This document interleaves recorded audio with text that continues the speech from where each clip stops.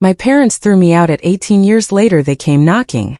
I remember the exact sound the front door made when it closed behind me for the last time. Not slammed. Not dramatic.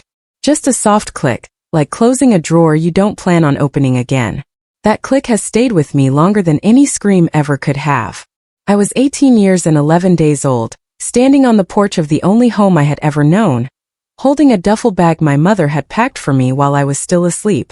She packed it herself. She didn't even give me the chance to choose what I wanted to keep. It was raining that morning, the kind of thin, cold September rain that doesn't soak you all at once but works on you slowly, until you're shivering and you don't remember when it started.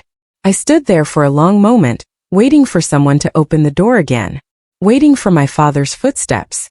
Waiting for my little brother Caleb to come running out and ask where I was going. Nobody came.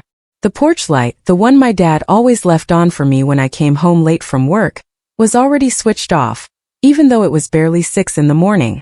I want to tell you this story the way it happened to me, slowly, because that's how life actually works. Nothing in my life came with dramatic music playing in the background. It came in silences. In small, cruel decisions dressed up as normal family life. And it took me years to understand why my parents did what they did that morning, years to find the paper trail that explained everything, and even longer to decide what I would do once I finally understood. My name is Emily. I grew up in a quiet town in Ohio, the kind of place with one main street, a hardware store that had been there since the 70s, and a high school where everybody knew everybody's business before they knew their own. My father, Richard, worked at the regional bank as a loan officer. My mother, Diane, stayed home when we were young and later worked part-time at a dentist's office, mostly for the health insurance. On paper, we were an ordinary, respectable family. A brick house with green shutters. A minivan in the driveway. Sunday dinners with pot roast. But there was always a difference in how my parents looked at me and how they looked at Caleb. I noticed it before I had words for it. When Caleb brought home a B-, my father would ruffle his hair and say something about how grades don't measure everything. When I brought home a B-, my mother would sit across from me at the kitchen table with her arms crossed and ask me very calmly if I understood what it meant to disappoint people who had given up so much for me.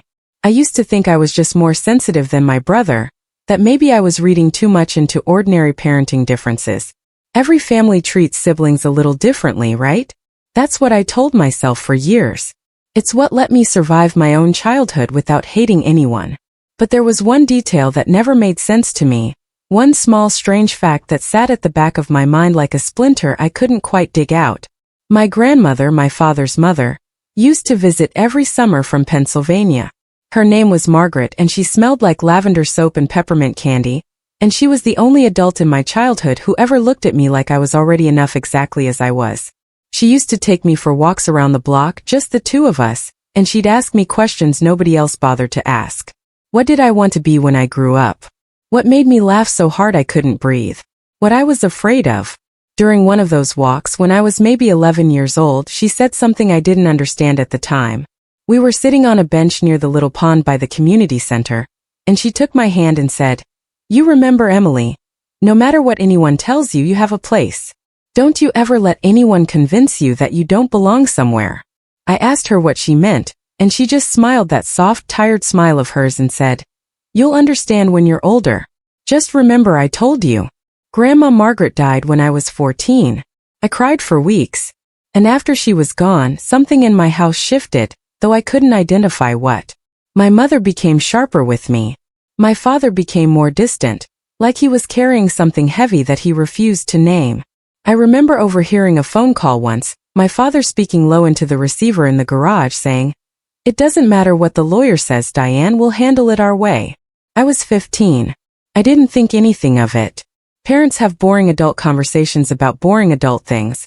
I went back to my homework and forgot about it completely, the way children forget almost everything that doesn't directly involve them. I want you to hold on to that memory though, because it matters later. Everything in this story matters later. That's the strange thing about looking back on your own life once you finally have all the pieces. Moments that seemed like nothing become mile markers. Sentences that seemed like nothing become confessions. By the time I turned 17, the difference between how my parents treated me and how they treated Caleb had become impossible to ignore, even for someone as determined as I was to believe the best about my own family. Caleb got a car for his 16th birthday, a used Honda, but a car nonetheless. I turned 16 and got a bus pass and a lecture about learning independence. Caleb's college fund was a frequent dinner table topic, my parents debating out loud which schools had the best programs for whatever he wanted to study that month. My own future was met with a strange, deflecting vagueness whenever I brought it up. My mother would change the subject. My father would suddenly remember something he needed to do in another room. I applied to 3 colleges my senior year, working nights at a grocery store to save for application fees because my parents told me, without much explanation, that they couldn't help me with that particular expense. I got into all 3. I remember running into the kitchen with the acceptance letter from my top choice, a state school 2 hours away with a strong nursing program, practically vibrating with excitement. My mother looked at the letter, looked at me and said, "That's nice, sweetheart," in the exact tone people use when they're trying to end a conversation, not continue one. I didn't understand it then. I understand it now. The morning they threw me out, 11 days after my 18th birthday, there had been no fight the night before. No slammed doors, no raised voices. That's what still unsettles me the most, even now. If there had been a fight, I could have made sense of it as an explosion, a moment of anger that got out of hand. Instead, it was cold and procedural, like they had been planning it, waiting only for the calendar to give them permission. My mother woke me up at 5:45 in the morning, already dressed, already composed, holding my packed duffel bag in one hand. She said, "You're 18 now, Emily. It's time for you to start your own life." That was it. No conversation. No explanation. My father stood in the hallway behind her, not meeting my eyes, holding a small envelope of cash, which he handed to me like he was paying off a debt he wanted to forget he owed. $300. I remember counting it later in a gas station bathroom, sitting on the closed lid of the toilet, sobbing so hard I could barely breathe. Caleb was 16 at the time. He stood at the top of the stairs in his pajamas, watching this happen to me, and he didn't say a word. He didn't ask where I was going. He didn't ask why. He just watched, with an expression I couldn't read, somewhere between confusion and something that looked almost like guilt, though I told myself I was imagining that part. I want to be honest with you about what the next few years of my life looked like, because this isn't a story about instant triumph. I slept on a friend's couch for 2 months before her parents gently told me I needed to find something more permanent. I worked double shifts at a diner and a warehouse. I deferred my college acceptance twice before I finally found a way to attend part-time, taking night classes while working during the day. There were nights I ate crackers for dinner because that's what I could afford. There were nights I cried myself to sleep wondering what I had done to deserve being erased from my own family so completely. But there was one thing that kept me going, one persistent, nagging thought that I couldn't shake no matter how hard I tried to move on. It was Grandma Margaret's voice in my head, sitting on that bench by the pond. "You have a place. Don't you ever let anyone convince you that you don't belong somewhere." For years, I told myself that was just something grandmothers say to comfort scared little girls. But somewhere in the back of my mind, a small quiet part of me refused to let that memory go. It sat there waiting the way certain truths do, patient and unbothered by how long it takes you to notice them. I want to take you now into the part of the story where everything started to change, because up until this point, you might be thinking this is simply a sad story about a neglectful family, the kind you've heard 100 times before. But it isn't. There was a reason behind everything my parents did. And I would not discover that reason until I was 26 years old, sitting in a small law office in Pennsylvania, holding a manila folder that would explain every strange silence, every deflected question, every cold, calculated decision my parents had made about my future. It started with a letter. Not from my parents. From a law firm I had never heard of, Whitfield and Associates, located in the same small Pennsylvania town where my grandmother used to live. The letter was addressed to me, using my full legal name, Emily Rose Hartwell, and it requested that I contact their office regarding, and I remember this phrase exactly because I read it probably 50 times that first day, a matter concerning the estate of Margaret and Hartwell. My grandmother had been dead for 12 years by this point. I sat at my kitchen table, in the small apartment I shared with my husband, Daniel, staring at that letter like it might rearrange itself into different words if I looked away and looked back. Daniel found me there an hour later, the letter still in my hands, cold coffee in front of me. He asked what was wrong, and I told him I honestly didn't know. I called the number on the letterhead the next morning, my hands shaking so badly I had to dial twice. A woman named Patricia answered, warm and professional, and she told me that an attorney named Robert Whitfield needed to speak with me directly regarding my grandmother's estate. I asked her, confused, why this was happening 12 years after her death. Patricia's voice grew a little more careful, and she said only that Mr. Whitfield would explain everything, and that it would be better discussed in person or over a scheduled call rather than casually on the phone. I scheduled the call for that Friday. Those 4 days were some of the longest of my life. I barely slept. I kept running through every possible explanation, each one stranger than the last. Daniel, ever practical, suggested it was probably some kind of scam, one of those schemes where they tell you you've inherited money and then ask for a processing fee. I wanted to believe that. It would have been easier than what I actually discovered. When Friday finally came, I sat in our small home office with a notepad in front of me, determined to write down everything so I wouldn't miss a single detail. Robert Whitfield had a slow, careful way of speaking, the voice of a man used to delivering complicated news gently. He confirmed my identity, my date of birth, my mother's maiden name. A series of verification questions that made my heart pound harder with each one. Then he told me something that reshaped every memory I had of my childhood. My grandmother, Margaret Hartwell, had left behind a trust. Not just a small inheritance, but a structured trust fund that had been established when I was 9 years old, specifically in my name, intended to be released to me upon my 25th birthday. The trust had been funded initially with an amount that, even in that moment of shock, made my breath catch in my throat. $240,000, which, with 12 years of careful investment growth managed by the firm, had grown substantially beyond that. I sat there in stunned silence as Mr. Whitfield explained that the trust had been specifically designed to bypass my parents entirely. My grandmother had structured it deliberately so that neither Richard nor Diane Hartwell would have any access to, control over, or even awareness of the funds until I reached the designated age myself. There was a reason for that design, he explained carefully, one that had been documented in a letter my grandmother had left with the firm, to be delivered to me personally once the trust matured. I asked him, my voice barely above a whisper, why I was only hearing about this now, a year past when I supposedly should have received it. He paused for a long moment before answering, and in that pause, I felt something cold settle into my stomach, some instinct warning me that whatever came next would confirm every quiet suspicion I had buried for over a decade. He told me that the firm had, in fact, attempted to notify me when I turned 25, sending official notice to the address they had on file, which was my parents' home address, the only one they had ever been given. The letters, he explained, had been returned to sender, marked in handwriting the firm had on file as belonging to my mother, with a notation that read, "Recipient no longer resides at this address, does not wish to be contacted regarding this matter."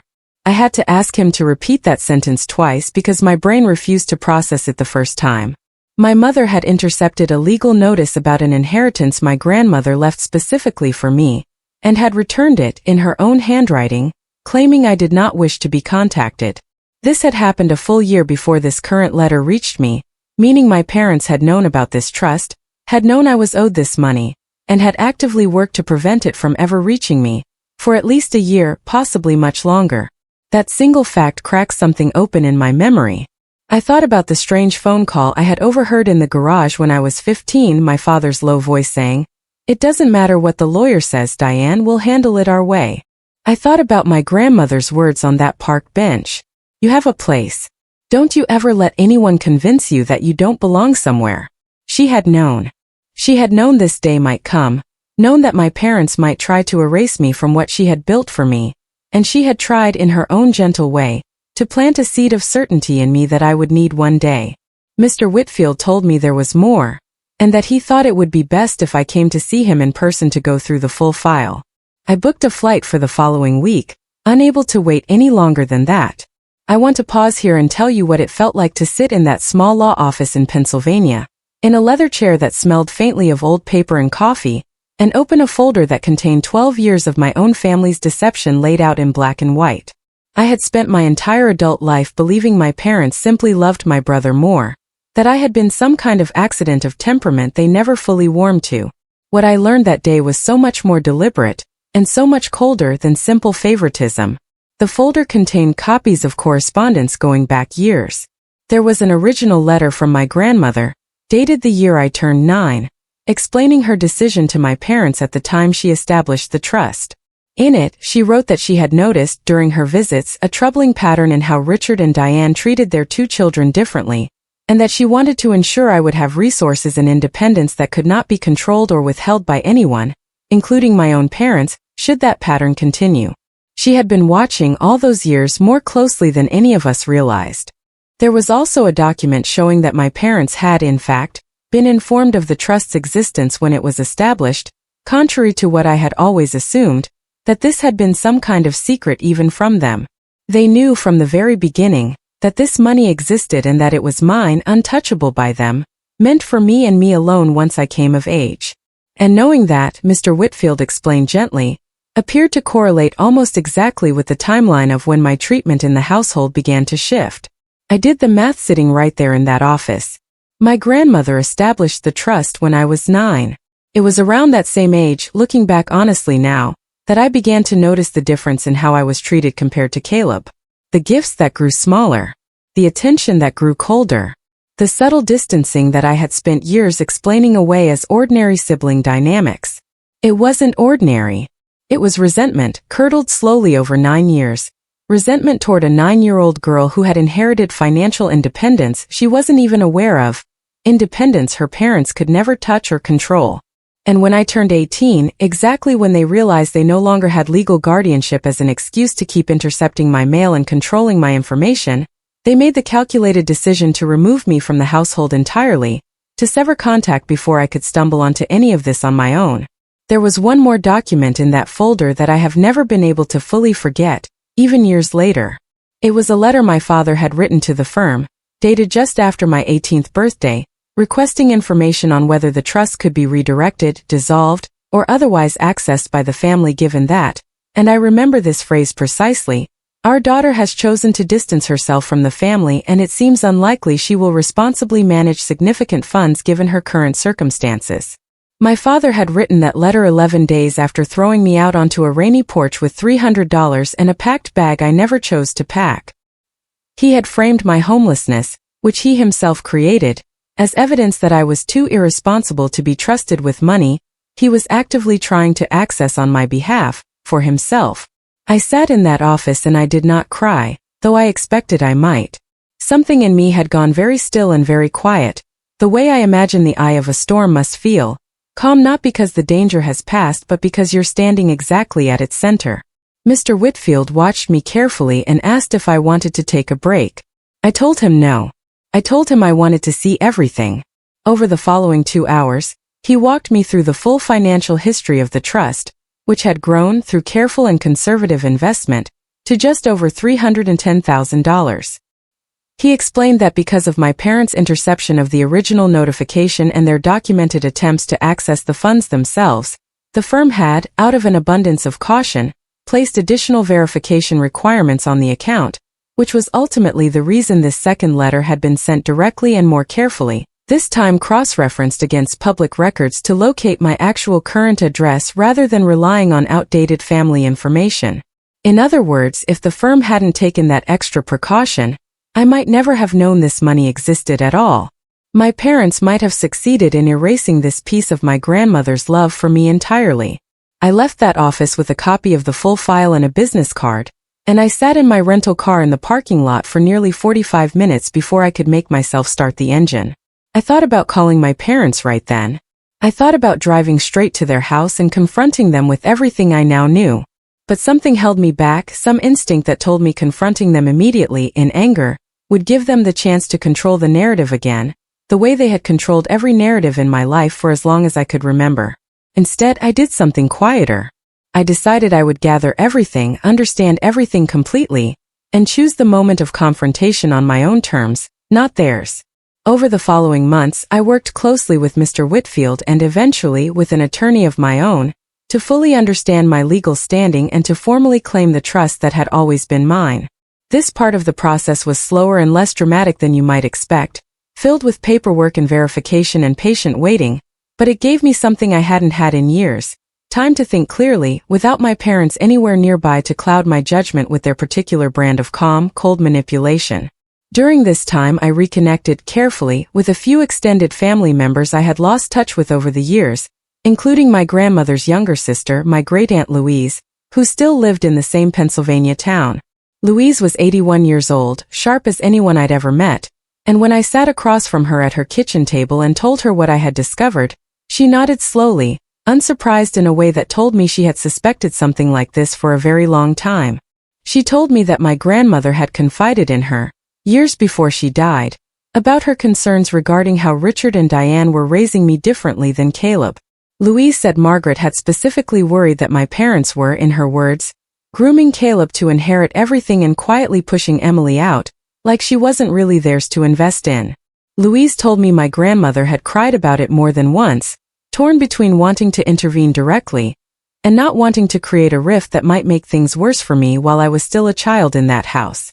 Louise also told me something I hadn't known, something that added a final aching layer of understanding to everything. My grandmother had, in her final years, tried repeatedly to have me visit her alone, without my parents present, but Diane had always found reasons why that wasn't possible, always some conflict, some excuse, some reason I couldn't make the trip on my own. Looking back, I understood now that my mother had likely sensed, correctly, that any time I spent alone with my grandmother might result in me learning something my parents desperately didn't want me to know. That summer, sitting in Louise's small kitchen with tea going cold in front of me, I finally let myself cry, for the first time since I'd received that first letter months earlier. Not out of anger this time, but out of grief for the relationship with my grandmother that had been quietly sabotaged, for the years I had spent believing I simply wasn't loved enough, when in reality I had been loved fiercely, protected fiercely, by someone who saw exactly what my parents were doing and tried, within the limits available to her, to make sure I would eventually be okay. I want to tell you now about the day I finally decided to confront my parents, because I know that's the moment you've been waiting for, the moment every story like this builds toward. But I need you to understand that by the time that day came, I wasn't angry in the way I had been months earlier. I had moved through that anger slowly, methodically, the same way I had moved through every other stage of loss in my life. What I felt instead, standing on their porch again for the first time in 8 years, was something closer to clarity. I didn't come with lawyers. I didn't come with accusations shouted through a doorway. I came with a folder, the same folder Mr. Whitfield had given me all those months earlier, and I came on a quiet Sunday afternoon in October, almost exactly 8 years to the week since they had thrown me out. My mother opened the door, and I watched her face shift through several emotions in the span of a few seconds. Surprise. Something that looked almost like hope. And then as her eyes moved to the folder in my hands, something that looked distinctly like fear, though she tried to smother it quickly behind a practiced, polite smile. "Emily," she said, and her voice cracked slightly on my name, like she hadn't used it out loud in a long time. "You look well." I didn't return the pleasantry. I asked if my father was home, and she nodded, stepping back to let me inside, though I noticed her eyes never left the folder tucked under my arm. The house looked almost exactly the same as I remembered it, which felt strange, like walking into a photograph. The same beige couch. The same family photos on the mantel, though I noticed with a small cold ache in my chest that most of them featured Caleb, his graduation, his wedding 2 years earlier that I hadn't been invited to, his own young son born the year before. There was exactly one photo of me on that mantel from my own high school graduation, tucked into the back corner where it was easy to miss. My father came into the living room slowly, and I could see him doing the same calculation my mother had, his eyes moving from my face to the folder and back again. He didn't say much at first. He gestured toward the couch, asked if I wanted something to drink, the kind of hollow hospitality people offer when they're buying time to figure out what's happening. I sat down, but I didn't accept the drink. I placed the folder on the coffee table between us and I asked them, calmly, if they remembered a woman named Patricia from Whitfield and Associates. I watched the color drain slowly from my mother's face. I didn't raise my voice. I want you to understand that because I think it surprised them more than shouting ever could have. I laid out piece by piece everything I had learned. The trust my grandmother established when I was 9. The letter she'd written explaining her concerns about how differently they treated their children.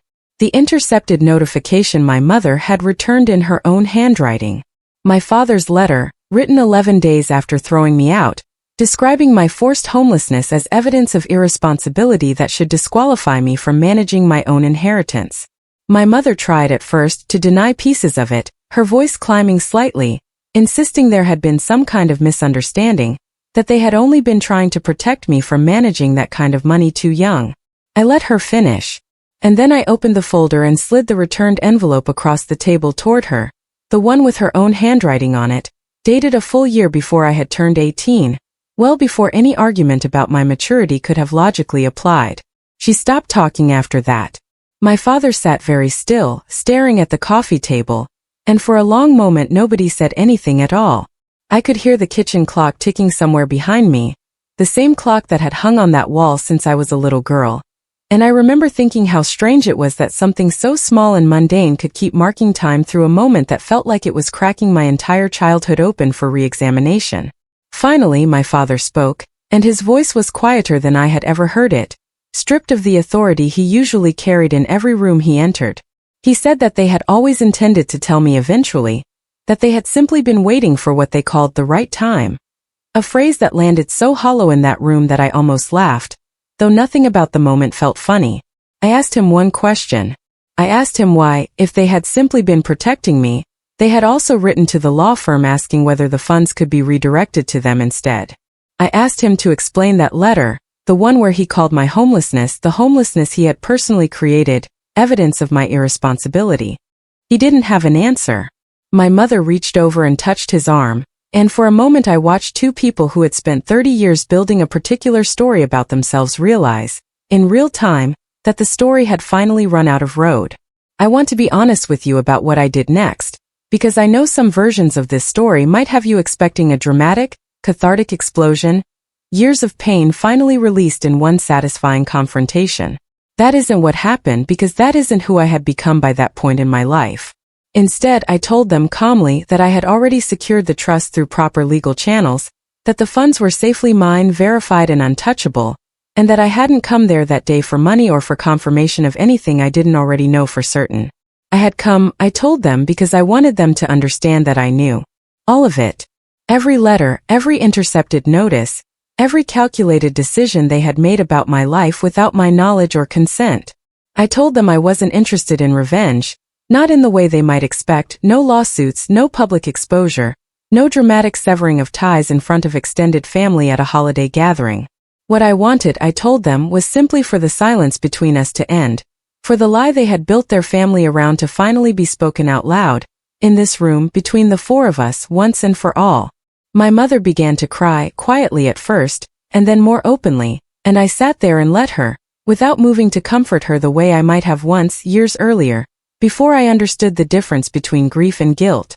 My father stared at his hands for a long time before he finally looked up at me and said the words I had waited 8 years to hear, though I hadn't fully realized until that moment how much I still needed them. He said he was sorry. Not a performative apology, not an excuse dressed up as regret, but something that sounded, for the first time in my memory, genuinely broken. He told me they had let jealousy and fear of a daughter they didn't fully understand, curdle into something they never should have allowed themselves to become. He said he didn't expect forgiveness, and that he understood if I never wanted to see them again. I told him I appreciated him saying that. I didn't tell him I forgave him because I wasn't sure yet whether I did, and I had learned through everything I had been through, that I no longer owed anyone a performance of emotions I hadn't actually finished feeling. Before I left that day, I asked about Caleb. My mother told me he didn't know about the trust, had never known, and I believed her because it fit the pattern of everything I had learned, a family built on carefully managed information, each member given only the pieces necessary to keep the larger structure standing. I reached out to Caleb myself a few weeks later, and I want to tell you that our conversation was easier than the one with my parents, though it carried its own kind of ache. He had been 16 when I was thrown out, old enough to notice, too young and too dependent on our parents to do anything about it. He told me he had asked about me constantly in the months after I left, and had been told repeatedly that I had chosen to cut off contact with the family, that I didn't want to be reached. He had believed that lie for years the same way I had believed the lie that I simply wasn't loved as much. When I showed him the folder, when I walked him through the same evidence I had shown our parents, he went very quiet, And then he apologized to me over and over for something that had never been his fault to begin with. I told him that. I told him he had been a child too, manipulated by the same two adults who had manipulated me, just in a different direction. We cried together that day, the two of us, for the sibling relationship that had been quietly stolen from us by two people who valued control more than honesty. Caleb and I are close now, closer than we ever were growing up, ironically. He's met my husband, Daniel, several times since. He was there when our daughter, Grace, was born last spring, and I watched him hold her in the hospital room with an expression of such open, uncomplicated love that it healed something in me I hadn't realized was still raw. As for my parents, our relationship since that October afternoon has been careful, slow, and honest in a way it never was before. I don't see them often. I don't call every week. But I don't carry the silence anymore either. The silence that used to sit in my chest like a stone I couldn't name. We speak occasionally about small things, and once on my mother's birthday last year, she called me and thanked me quietly for coming to that house with the folder instead of simply disappearing from their lives entirely, the way she said she would have deserved. I used the trust, eventually, to finish my nursing degree without the crushing weight of debt that had followed me through my 20s. I used part of it to help Daniel and me buy our first home. A small house with a porch light I make sure to leave on every single night, for anyone who might need it. I set aside a portion of it, too, in a small fund of my own, one I've started for Grace, though I've told Daniel that unlike my grandmother's trust, ours will be something we discuss openly with her, something built on trust instead of secrecy, love instead of leverage. Sometimes, in the quiet moments of my life now, folding laundry or rocking Grace to sleep, I think about my grandmother sitting beside me on that bench by the pond, telling an 11-year-old girl that she had a place, that no one could convince her otherwise. I think about how many years it took me to understand what she meant, and how patiently she had planted that seed anyway, trusting that it would grow when I finally needed it most. I don't know if my parents will ever fully understand what they took from me, or what they nearly succeeded in erasing. But I know now that some things, once given with enough love, are harder to destroy than people think. My grandmother gave me more than money that day she sat beside me on that bench. She gave me a truth to hold on to, long before I had any proof to back it up. And in the end, that truth was the thing that brought me home, not to the house on the street with the green shutters, but to a life finally built on my own terms, quiet, steady, and entirely unmistakably mine.